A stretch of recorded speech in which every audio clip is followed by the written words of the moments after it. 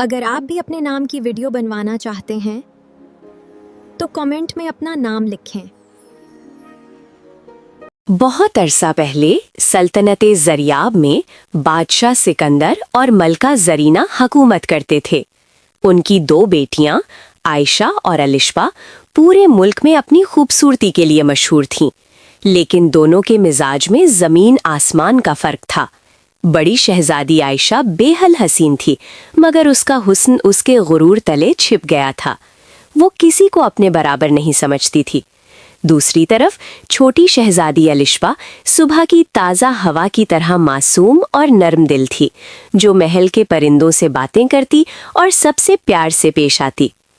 एक दिन पड़ोसी मुल्क से एक सुनहरा खत आया।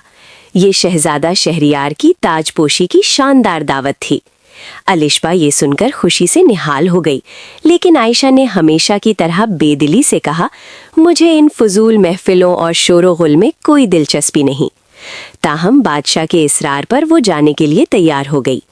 जब ज़रियाब का शाही खानदान पड़ोसी मुल्क पहुंचा तो हर तरफ जश्न का समा था, लेकिन हैरत की बात ये थी कि खुद शहजादा शहरियार अपनी ही ताजपोशी में बेहद उदास और बेजार लग रहा था।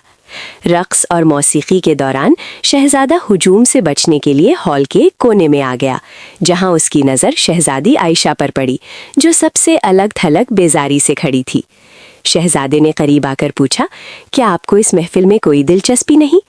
आयशा ने तकब्बुर से जवाब दिया, ये सब मेरे लिए बेकार है। मुझे इस शोर के बजाय खुले आसमान तले खामोशी पसंद है। शहजादे के चेहरे पर एक चमक आ गई। उसने मुस्कुराकर कहा, हैरत है, मुझे भी इस शाही शोर से ज्यादा फितरत का सुकून पसंद है। इस यकसानियत ने शहजादे के दिल में आयशा के लिए मोहब्बत पैदा कर दी और उसने अगले ही दिन अपने वालिदैन के जरिए आयशा का रिश्ता मांग लिया। जब रिश्ता पेश हुआ तो आयशा ने मुस्कुराकर एक तंजिया शर्त रखी, मैं शादी के लिए तैयार हूँ, लेकिन आपको मेरी 3 शराइत पूरी करनी होंगी। पहली शर्त ये थी कि उसे एक ऐसा सफ़ेद घोड़ा चाहिए जिसकी आंखें हीरे की तरह चमकती हों और उसके बाल काली रात की तरह स्याह हों। शहजादे के वफादार दोस्त तारिक ने एक पुरअसरार बूढ़ी औरत की रहनुमाई से एक पोशीदा वादी से वो नायाब घोड़ा लाकर हाजिर कर दिया। दूसरी शर्त ये थी कि उसे आसमान से एक असली चमकता हुआ सितारा चाहिए।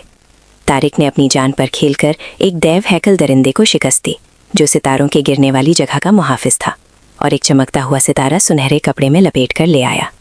आयशा वो सितारा देखकर दंग रह गई। तीसरी और आखिरी शर्त में आयशा का दिल अब कदरे नरम पड़ चुका था। उसने कहा, मेरे लिए एक ऐसा बाग बनवाएं जहां दुनिया का हर फूल खिलता हो, ताकि जब मैं वहां जाऊं तो पूरी कायनात की खुशबू मुझे एक जगह मिले। शहजादे ने फौरन अपने बागबानों को दुनिया के कोने कोने में भेजा और कुछ ही अरसे में एक ऐसा बाग तैयार हो गया जो जन्नत का टुकड़ा मालूम होता था।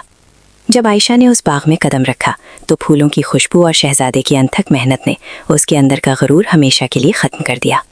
उसने शहजादे की तरफ देखा और मुस्कुराकर बोली, आपने साबित कर दिया कि आप मेरे लिए कुछ भी कर सकते हैं। मैं आपसे शादी के लिए तैयार हूँ। उनकी शादी तारीख की शानदार तरीन शादियों में से एक थी।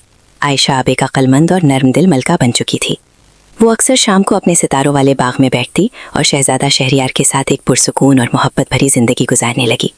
मगर कहानी यहीं ख़त्म नहीं होती, क्योंकि वक्त हमेशा एक जैसा नहीं रहता और हर खुशी के पीछे एक नया इम्तिहान छुपा होता है। कुछ अरसे बाद सल्तनत में एक अजीब सी बेचैनी फैलने लगी। बाग के फूल जो कभी हमेशा महकते रहते थे, अब आहिस्ता आहिस्ता मुरझाने लगे और वो चमकता हुआ सितारा जो बाग के बीच नस्ब था, अपनी रोशनी खोने लगा। अगर वीडियो आपको अच्छी लगे तो वीडियो को लाइक करें